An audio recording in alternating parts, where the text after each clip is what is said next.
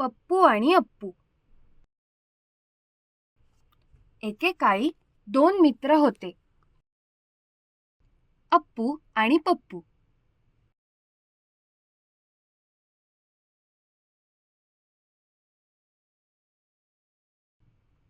मुलाचे नाव पप्पू आणि हत्तीचे नाव अप्पू होते.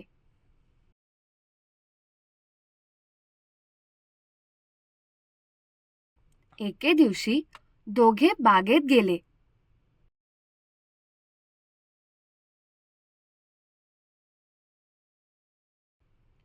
पप्पू नेहमी अप्पूच्या पाठीवरून प्रवास करायचा.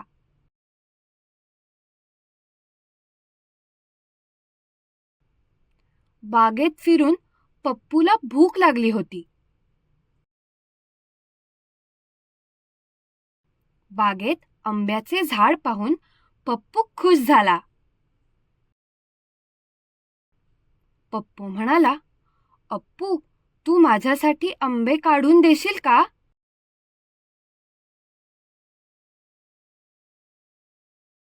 मला खूप भूक लागली आहे. अप्पूने आंबे काढून पप्पूला दिले.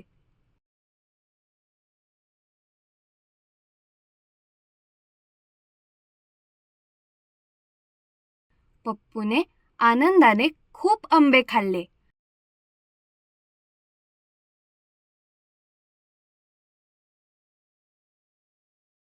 आणि दोघेही घरी गेले. काही दिवसांनी पप्पू आणि अप्पू पुन्हा शहरात निघाले.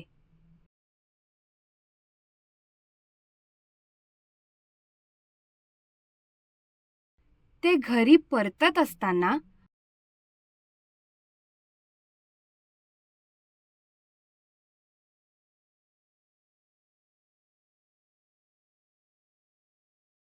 रस्त्यावर एक मोठा खिळा पडला होता.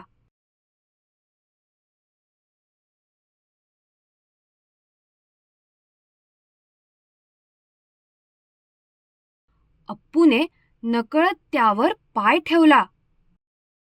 अप्पू वेदनेने रडत होता. पप्पूचा तोल जात होता, म्हणून पप्पू काय झाले ते पाहण्यासाठी खाली उतरला. त्याला अप्पू वेदनेने रडताना दिसला. पप्पूला अप्पूच्या पायात एक मोठा खिळा दिसला. पप्पू डॉक्टरांना बोलवण्यासाठी दवाखान्यात धावला.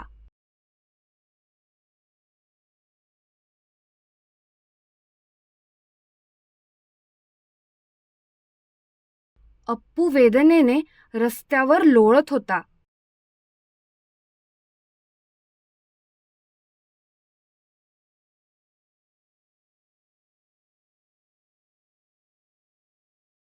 अप्पूला तपासण्यासाठी पप्पू डॉक्टरांसोबत आला होता. डॉक्टरांनी अप्पूच्या पायातून मोठा खिळा काढला.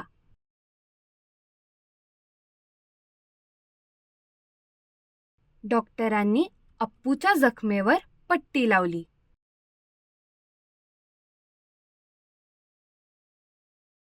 डॉक्टरांनी पप्पूला औषध लिहून दिले.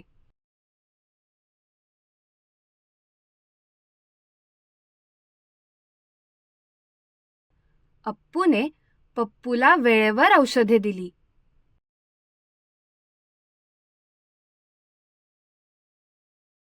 जखम लवकर बरी झाली.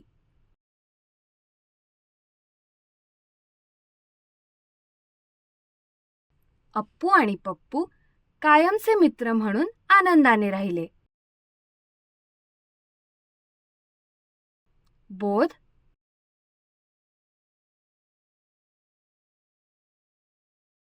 आधी पप्पूला खूप भूक लागलेली तेव्हा अप्पूने झाडावरचे आंबे दिले आणि पप्पूचे पोट भरले.